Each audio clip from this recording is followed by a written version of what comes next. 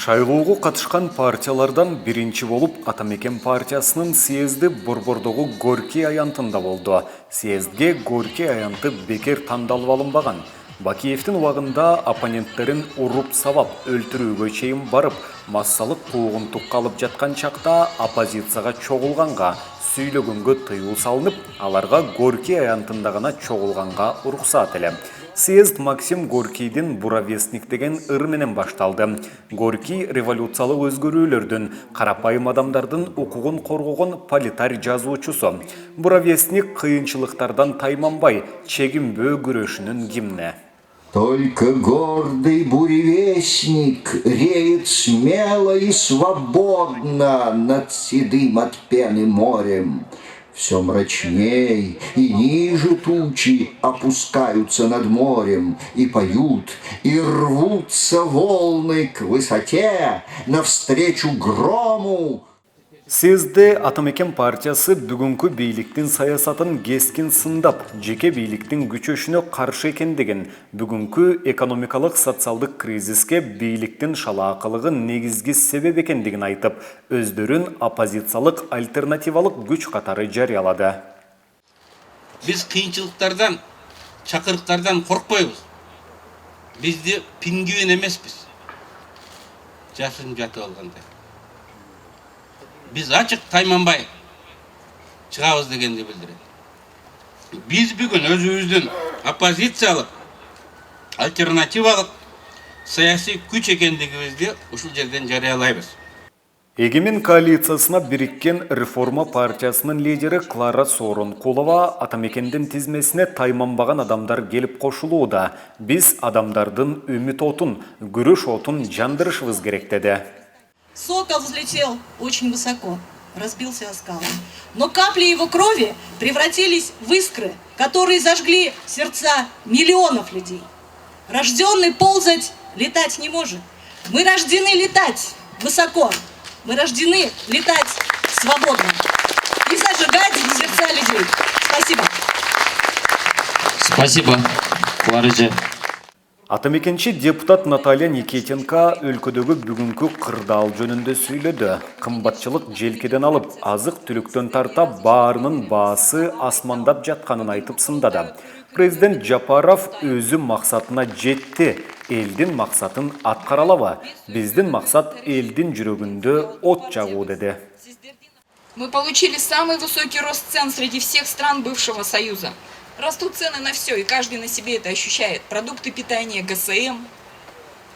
Торговля с миром практически замерла. Мы одна из немногих стран мира, экономика которой сократилась.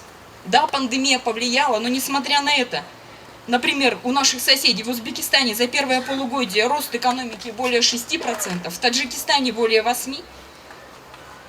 Увеличились потоки оборота взаимоотношений между Китаем и Казахстаном.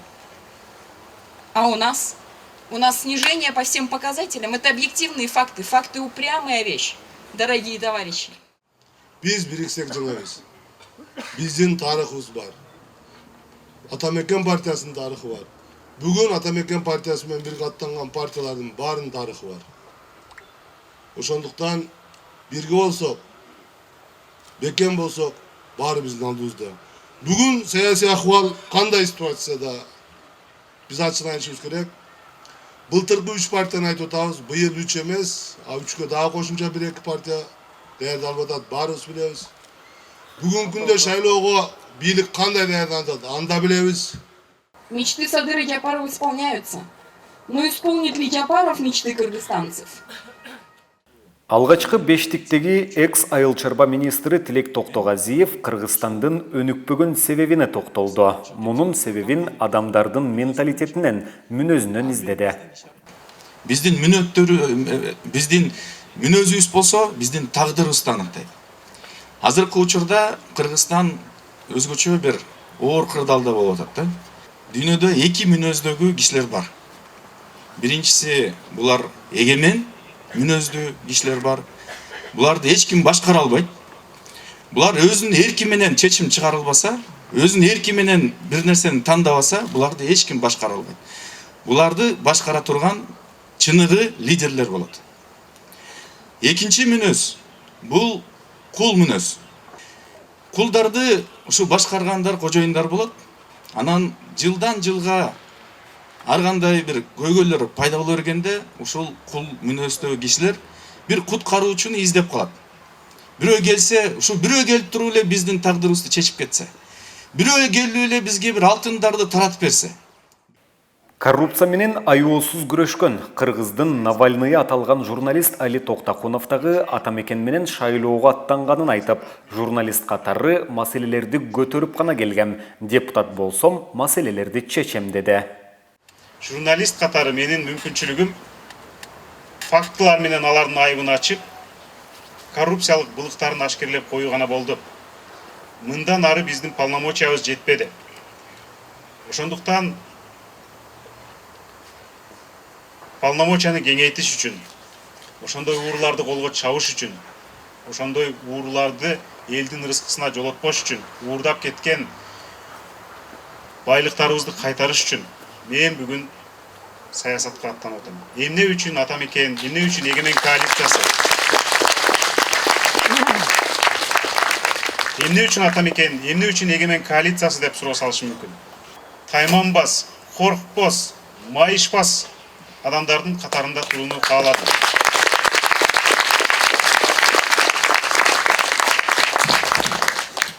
Бүгүн бир партияга кирип, эртең башка партияга киргендер, элди алдап көнгөндөр дагы алдайт, дагы сатат, дагы мукуратат.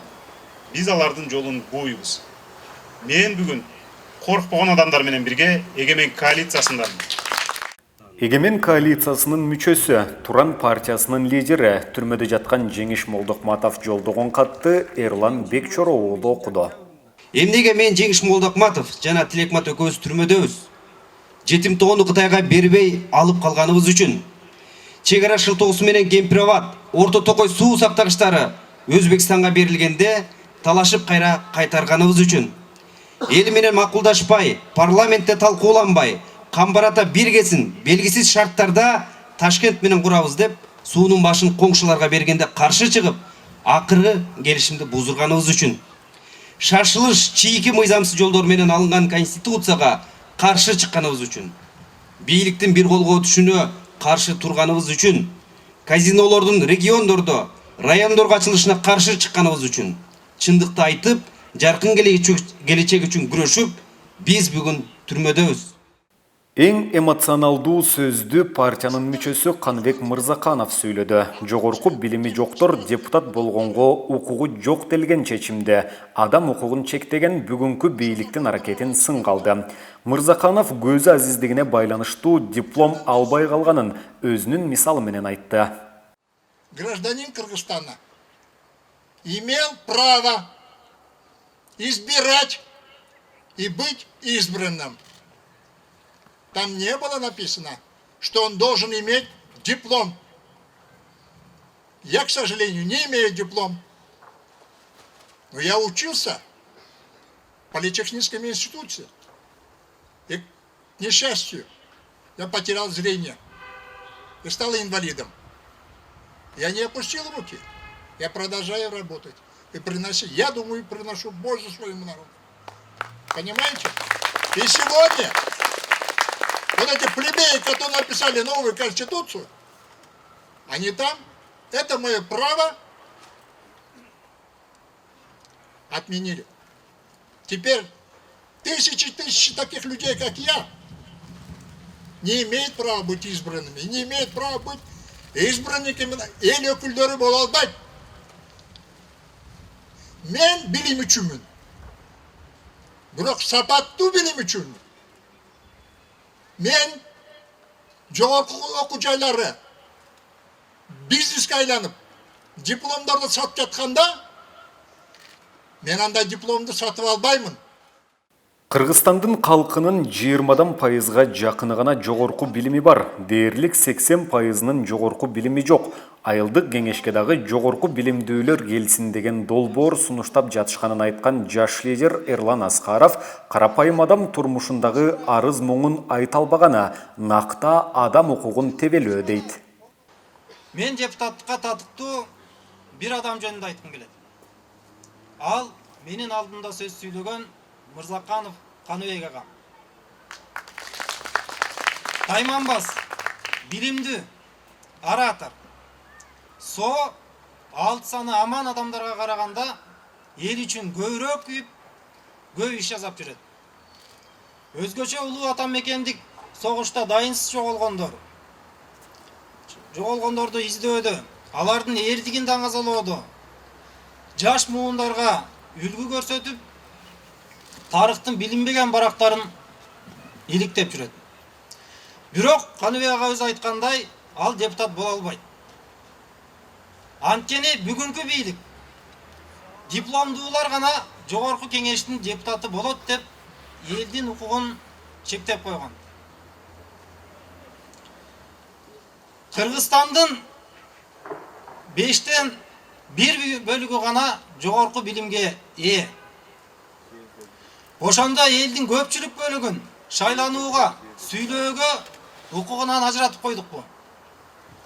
Байдын уулу болсо да, оозу кыйшык болсо да, байдын уулу сүйлөсүн деген заманга келдикпи. Бүгүнкү чиңкирик аталган депутаттардын 2ден 3төн диплому бар. Бирок татыктуу депутат болууга диплом эмес, дарамет, абийир керек экен. Бүгүнкү эркиндиктин алып жүрүүчүлөрү, бүгүнкү эгемендиктин алып кетүүчүлөрү биз жаштар деп эсептейм.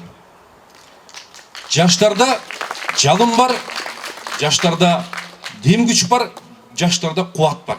Бирок бүгүн жаштар бириккиле, жаштар колуңардан келет дегенде бир гана критерий жаштык эмес, жаштык менен кошо терең билим, алдыны көрө билүү жана бардык кабыл алткан жана осы алдына кеткен кадамдарды салмактай билүү.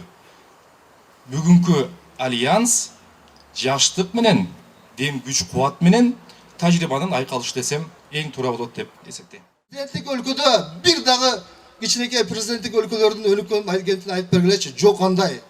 Эреге сиз жаратан бир айтып келген бийлик бир адамдын колунда болгондо конкуренция болбойт. Диктатура гана болот. Диктатура болгон мамлекеттерде эч качан конкуренция болбойт, өнүкпөйт. Биздин жолубуз бир гана парламентаризм, демократия. Атамекен баштаган эгемен, эркин, демократиялык Кыргызстан курууга прогрессивдүү күчтөрдүн эгемен коалициясын түзүүдө. Ал биримдиктин негизги максаты Кыргызстан эркин жана өнүккөн, ар бир жаранга татыктуу жашоону жана коопсуздукту камсыздаган өлкө. Жогорудагы айтылган фактылар, социалдык маселелер, мекендештер маселеси, конституциялык түзүлүш анан парламентаризм боюнча ойлорубуздун дал келиши атамекенчилер менен үзөңгүлөш болушума түрткү болду. Атамекендин съездинин 1 бөлүгү аяктады. Партияга дагы башка адамдар кире турганын, Атамекен менен шайлоого катышуу ниеттерин билдиришкенден улам 3 маселени кароо дүйшөмбү күнгө калды. Азырынча алгачкы 5тик жарыяланды. Алар Текебаев, Сооронкулова, Токтогазиев, Токтакунов жана Никитенко.